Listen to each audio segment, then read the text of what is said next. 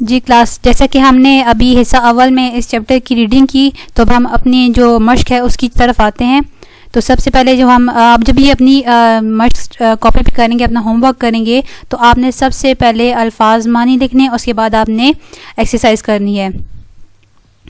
تو چلتے ہیں اپنی چیپٹر کی طرف. سب سے پہلا جو ہمارا کوشچن ہے وہ ہے درج ذیل سوالات کے جوابات دیں. سوال نمبر 1 ہے حضرت امیر معاویہ کو کیا کیا سعادتیں حاصل تھی؟ جواب ہے حضرت امیر معاویہ وہ خوش نصیب انسان ہیں جنہیں جلیل القدر صحابی ہونے کے ساتھ ساتھ کاتب وحی اور پہلے اسلامی بحری بیڑے کے امیر ہونے کا اعزاز بھی حاصل ہے. آپ کو حضور پاک صلی اللہ علیہ وسلم نے کئی مرتبہ دعائیں دیں اور خوشخبریاں سنائیں. آپ کی بہن حضرت سیدہ ام حبیبہ رضی اللہ تعالیٰ عنہ کو پیارے نبی صلی اللہ علیہ وآلہ وسلم کی زوجہ محترمہ اور ام المومنین ہونے کا شرف بھی حاصل ہے. سوال نمبر 2 ہے اسلام لانے کے بعد پیارے نبی صلی اللہ علیہ وآلہ وسلم نے آپ کے ساتھ کیا سلوک کیا؟ تو جواب میں ہے اس کا یہ ہے حضرت امیر معاویہ رضی اللہ تعالیٰ عنہ جب اسلام قبول کرنے حاضر ہوئے تو حضور صلی اللہ علیہ وآلہ وسلم نے انہیں مبارکباد دی اور خوش آمدید کہا.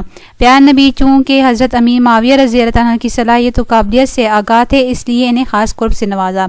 سوال نمبر 3 ہے پیارے نبی نے آپ رضی اللہ تعالیٰ عنہ سے خوش ہو کر کون کون سی خدمات آپ کے ذمہ لگائیں؟ پیارے نبی نے جلیل القدر صحابہ رضوان اللہ تعالی علیہ اجمعین پر مشتمل ایک جماعت مقرر کر رکھی تھی جو کہ کاتبین وحی تھے. ان میں حضرت امیر معاویہ رضی اللہ عنہ کا 6 نمبر تھا. حضرت امیر معاویہ رضی اللہ عنہ وہ خوش نصیب انسان ہیں جنہیں کاتب وحی کے ساتھ ساتھ پیارے نبی کے خطوط تحریر کرنے کی سعادت بھی حاصل ہوئی. سوال نمبر 4 ہے حضور نے آپ رضی اللہ تعالیٰ عنہ کے لیے کیا پیشن گوئی کی؟ حضور پاک صلی اللہ علیہ وآلہ وسلم نے آپ رضی اللہ تعالیٰ عنہ کے لیے نیک حکمران بننے کی پیشن گوئی کی.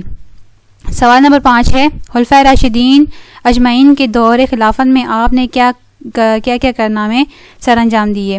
کون کون سے کارنامے انہوں نے انجام دیے؟ حضور کی وفات کے بعد خلفائے راشدین کے دور میں بھی آپ نے بے مثال کارنامے انجام دیے اور کفار کے کئی علاقوں کی اسلامی سلطنت میں داخل کیا. خصوصاً حضرت عثمان رضی اللہ عنہ کے دور خلافت میں پہلے اسلامی بحری بیڑی کی تیاری، روم شام کی تاریخی فتوحات آپ رضی اللہ عنہ کے ذریعے ہی ممکن ہوئی. سوال نمبر 6 ہے حضرت امیر معاویہ رضی اللہ عنہ نے اپنے دور خلافت میں ترقی کے لیے کون کون سے اہم اقدامات کیے؟ تو جواب ہے اس کا حضرت امیر معاویہ رضی اللہ عنہ نے خلفائے راشدین کے ترقیاتی کاموں کو بھی تواتر کے ساتھ جاری رکھا. اس کے علاوہ سب سے پہلے اقامتی ہسپتال، اسلامی بحریہ آبپاشی کا نظام کا تعارف، ڈاک کی ترسیل کی تنظیم نو، خطوط دیوانی کی ایجاد، طب و جراحت کی تعلیم کا انتظام اور تجارتی اور صنعتی فروغ کے لیے بین الاقوامی معاہدے اور اہم اقدامات کیے ہیں جنہوں نے مسلمانوں کی ثقافتی اور تمدنی ترقی میں اہم کردار ادا کیا ہے.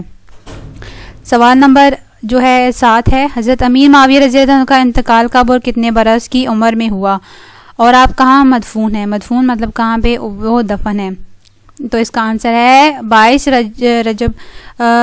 رجب المرجب 60 ہجری میں حضرت امیر معاویہ رضی اللہ عنہ 78 سال کی عمر میں وفات پا گئے. حضرت ضحاک بن قیس رضی اللہ عنہ نے آپ کی نماز جنازہ پڑھائی اور دمشق کے باب الصغیر میں آپ کو دفن کیا گیا. یہ ٹوٹل 7 سوال ہیں، یہ آپ نے اپنی نوٹ بک پہ کرنے، یہ آپ کا ہوم ورک ہے، آپ کا گھر کا کام ہے. تو جو الفاظ معنی اپنے نیکسٹ کوشچن نمبر 8 کی طرف آتے ہیں.